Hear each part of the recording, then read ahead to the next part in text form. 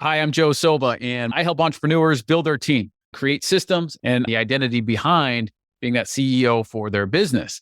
I joined Laurie-Ann's program because I have always enjoyed speaking and felt comfortable doing it. The reason I joined the program is because it was a little intimidating to think of myself as a speaker.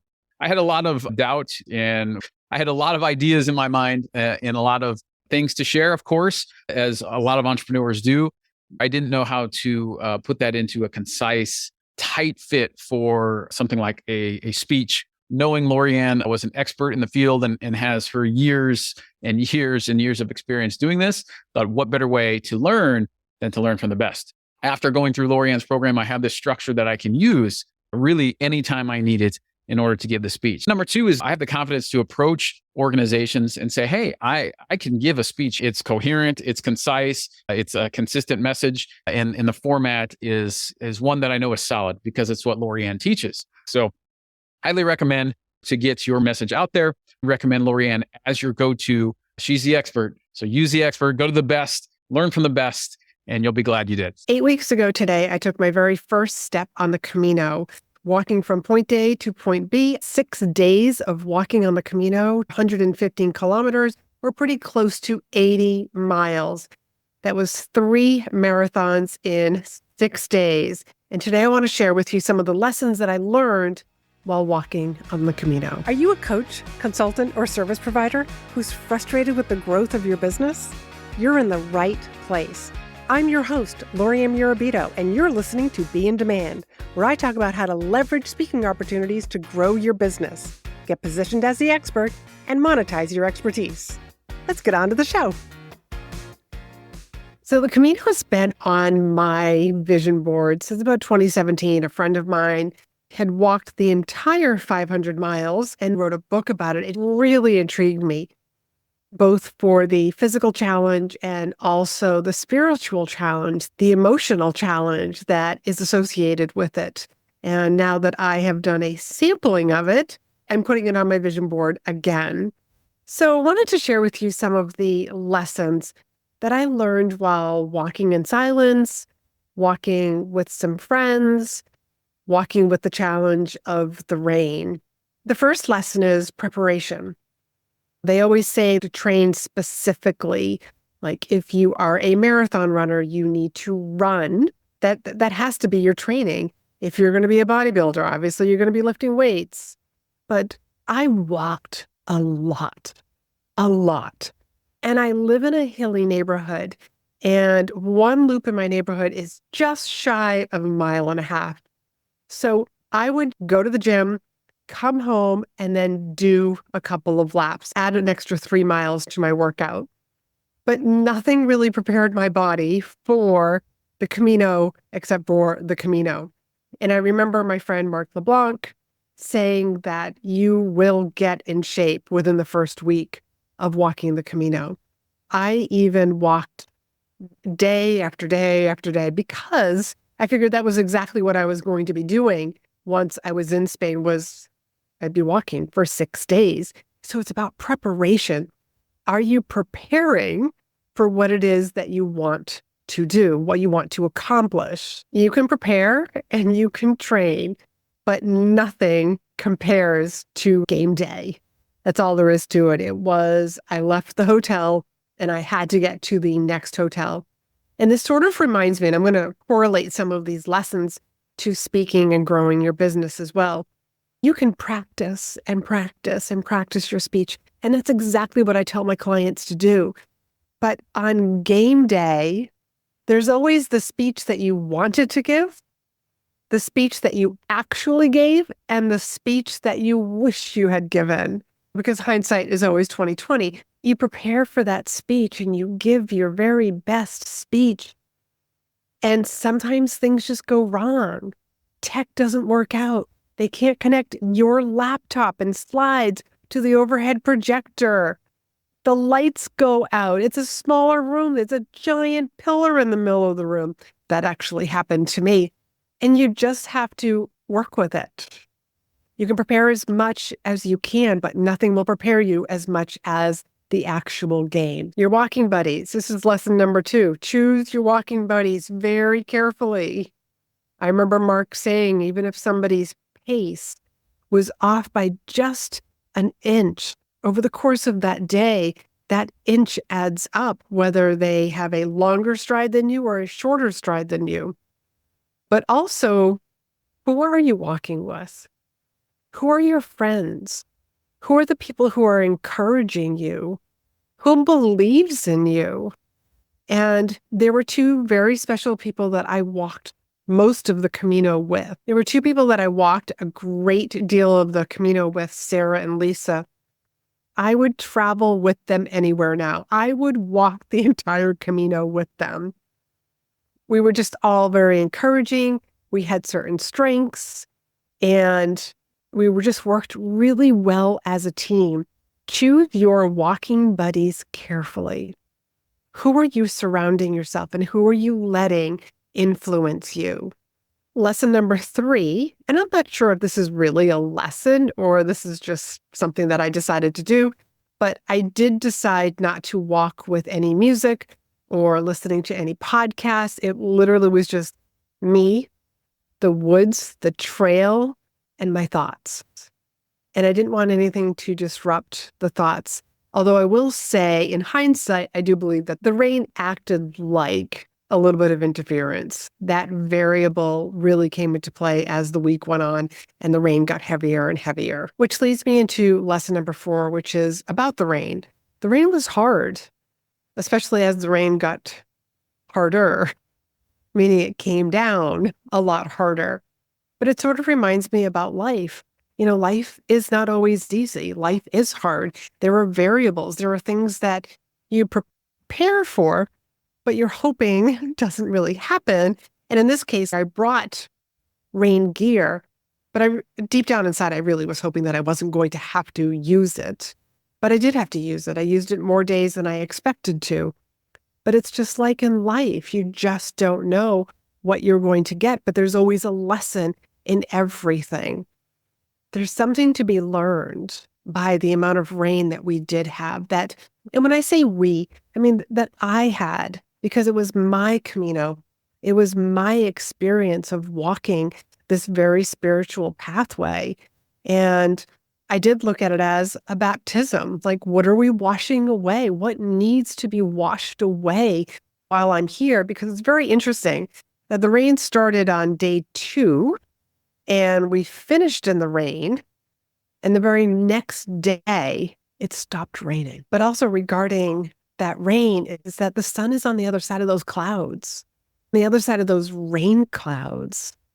So the sun is always there, and the sun is eventually going to come out. Those clouds are going to part. So whatever difficulties you're going through right now, it is going to part. It will come to an end. The skies will clear. If your business is not at the level that you want it to be at, if you're not attracting the right clients, if you feel like the algorithm is working against you, like sales calls just aren't converting, just know, stick with it, because the sun is on the other side of those clouds. Those clouds are eventually going to move away. And whatever it is that you want, I want you to just to stay tenacious and keep going. Whether you are also, I keep trying to pitch myself for speaking events. I keep asking for referrals. I'm just not getting the referrals. I'm like, people aren't writing me testimonials because I know like these things happen. And I'm not hearing from my pitches. Just keep going. Keep going, because those clouds, those dark clouds, are going to move away, and it's going to be a sunny day real soon for you. Lesson number 5, where's your attention? Now, this is something that I've learned a few years ago, and the whole where's your attention? What are you focused on? Because whatever you focus on, you get more of. I really played with this, and I really mean I played with this. My feet were killing me, as you can imagine. Some of the days, like the very first day was a 14-mile day, followed by a little bit more the second day. And then day 3 and day 4 were 9-milers. And then another long day. And the very last day was 12 miles. So that first day, I mean, my feet were killing me. And I could either mentally focus on my feet and, oh my God, how much they hurt, how much they were killing me. Or I could be like, oh, look at that bird over there. Look at the beautiful scenery to my left. Let me focus on my right hand. And whenever I did this, when I changed my focus, I didn't feel my feet. They weren't bothering me as much. Interesting. So you should definitely play around with this. But what are you focused on? Are you focused on the problems in your business? Are you focused on the fact that maybe nobody laughed at the funny parts in your speech? Are you focused on the fact that somebody hasn't answered your pitch yet? Are you trying to get on more podcasts? Are you thinking about starting a podcast and you're like, oh, but there's so much work that has to go into this. And all you can see is the giant mountain. Like, what is your mountain that you're so focused on that looks so hard and painful? What you focus on, you get more of. What can you focus on that will help you move forward? Because I got to tell you, like when I started focusing on anything other than my feet, it just became a more enjoyable walk. Even when I was focused on my right hand, looking at the scenery, knowing that it would never be just like it is that day. Even as rainy as it got and muddy, and we had to sometimes walk off the trail, but that's okay. Because sometimes you have to improvise in life, don't you? So those are just a few of the different lessons that I've learned. And even though it's been 8 weeks later, I'm still learning different lessons from the Camino. I did it both for the physical and the emotional challenge. And I'm glad that I did it. Because one of the things that I learned is that I can do hard things. I can go beyond the limits that I thought I had for myself. During all of my training, I did not walk 14 miles. I think my longest walk was 9 miles, 9 miles in my hilly neighborhood.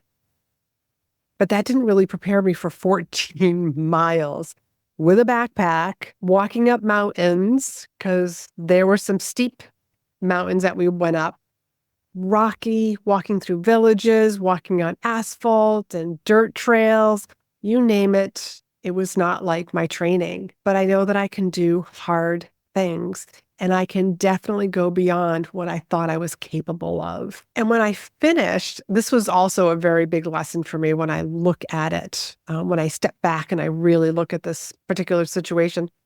When we finished, when we got into the courtyard of the cathedral, it was like, oh, okay, we did it.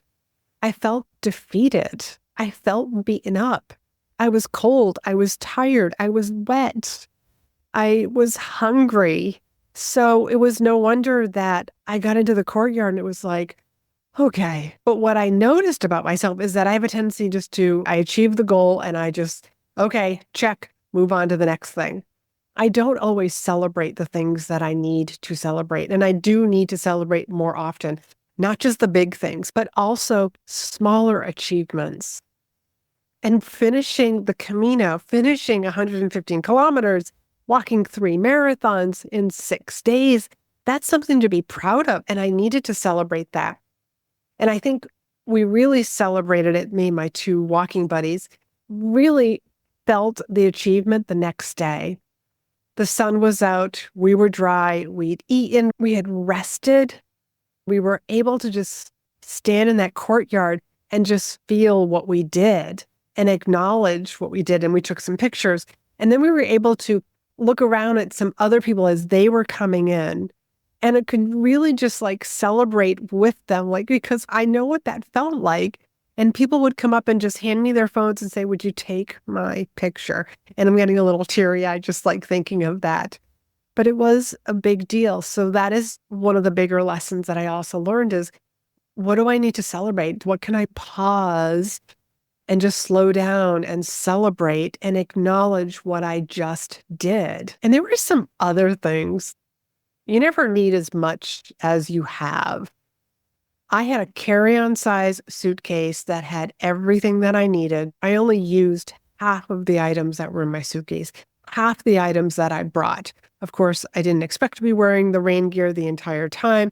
So any of my tank tops or skirts, I never ended up wearing them. But it reminds me of speaking also, because a lot of times, like as new speakers, they try to jam pack as much as they can into a speech, and less is best. Less is more. So it also made me realize, where am I carrying a lot of stuff?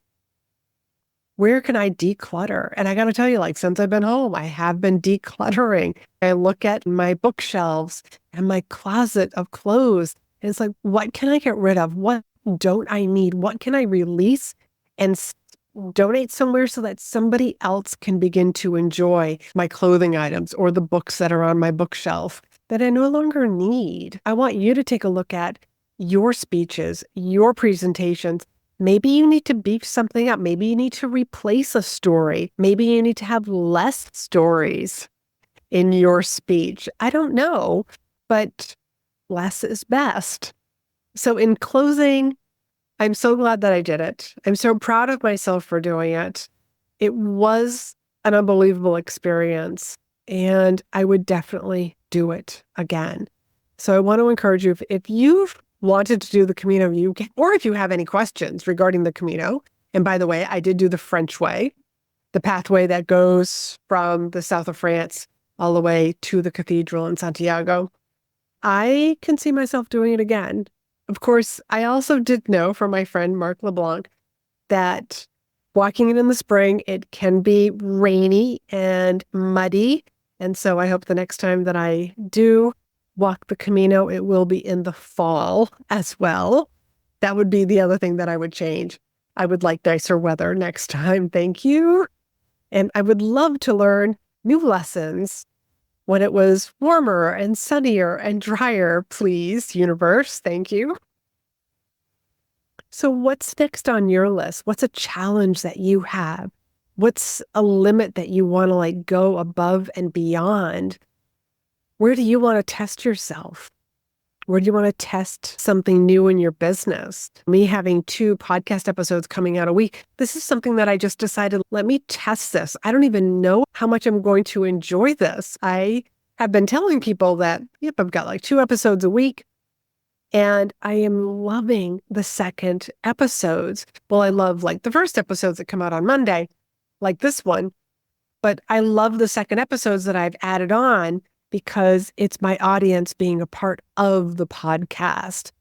So there are different ways that you can be a part of the podcast. If this happens to be the first episode that you're listening to, I want to encourage you to check out the different links that I will provide for you down below for speaker breakthrough sessions, Q&A, that you can ask me a question, you can record your own question, and I will answer that. And then there are the Speaker Circle community calls. That's another way that you can be a part of the show. And I hope that you'll sign up for one or all of those. And I would love to hear, what's a goal that you have for yourself? What's something that you've been thinking about doing, but you just haven't done it yet? I would love to hear that. And you can feel free to reach out and DM me over on Instagram or even LinkedIn, and you will hear from me, not a team member, not a bot. It's always me. And if you do reach out to me on Instagram and I don't see your message right away, please have some grace for me and just be a little patient. I will definitely see your message and then reply to it soon. Or one of the better ways is just to comment on one of my posts and let me know that there is a message over in the DMs for me. Share with me what your goals are. Share with me, because I would love to celebrate with you and encourage you and be that cheerleader for you, just like Sarah and Lisa were for me, just like I was for them. And remember, life is an experience. Until next week, I want you to be in demand.